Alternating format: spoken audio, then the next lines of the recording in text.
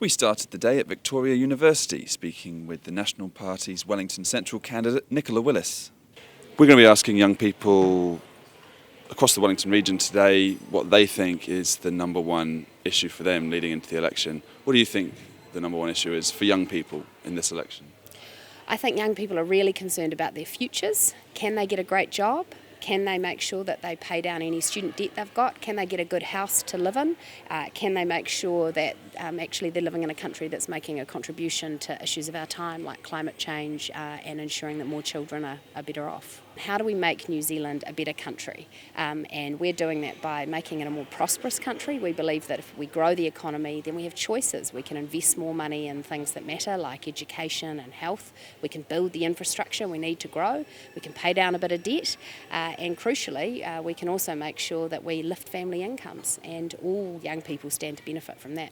We've spoken to a few National Party candidates on this trip, and we've asked that same question to them, and we've been getting the same response. The economy's thriving, there are jobs out there for young people. We've come to Porirua, and we're going to ask young people that exact same question. What issue do you care about the most?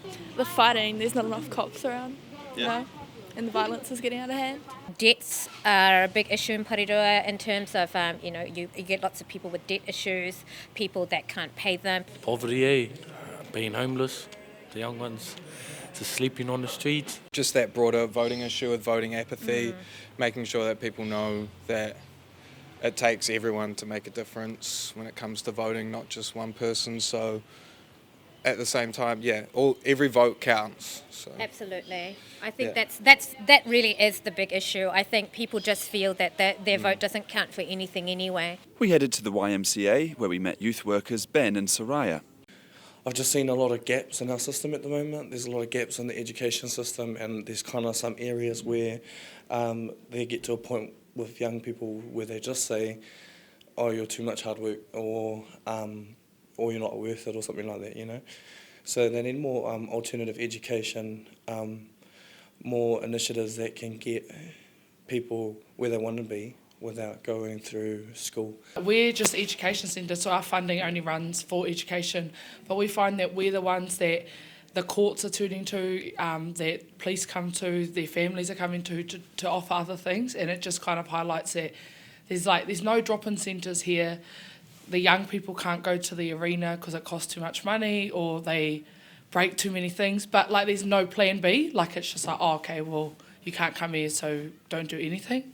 If you go out on the street after 4 o'clock, there's so many young people intoxicated, there's young people under the influence of something, and it all comes down to boredom, they have nothing to do. Do you think young people care much about politics? Do you think they feel like politics can influence their lives for the better?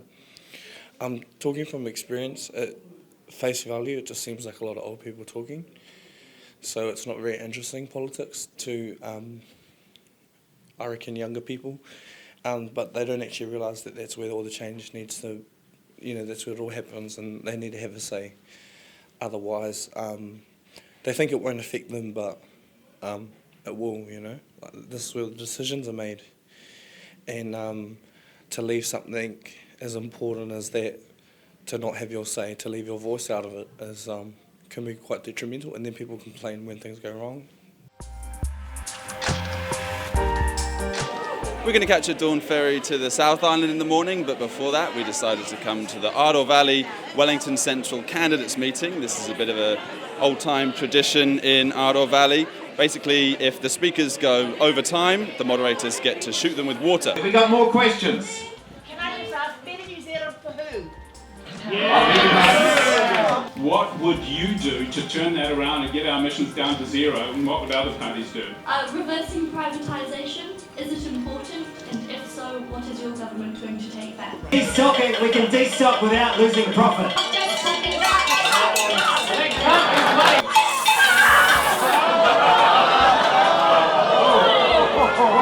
What did you put in that machine, boys?